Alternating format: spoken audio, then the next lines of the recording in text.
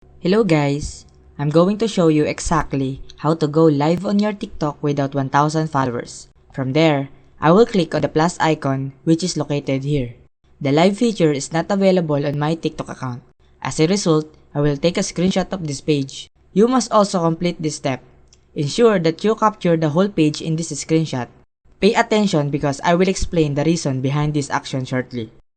After completing the screenshot, return to your TikTok profile and click on the try bar. Next, click on Settings and Privacy. Once you're inside this section, scroll down until you find the Report a Problem option. As this is the problem we must report to TikTok to solve the issue. Inside this section, look for the option that says, I can start a live. Click on it and then select No after that. Select Need More Help. Now, click on the option that says Click Here and choose the screenshot that you took earlier. Click on Confirm, located in the top right corner of the screen.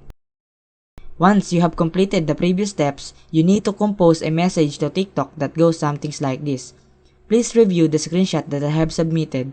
I am unable to access the live function on TikTok. Kindly fix this issue as this function is essential for my TikTok experience. Finally, click on Report. TikTok typically takes around 1 to 3 days to respond to your report.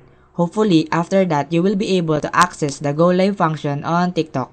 Remember to explain to TikTok that you are unable to access the live function and request them to resolve the issue. That's all guys. Thank you for watching and please don't forget to subscribe.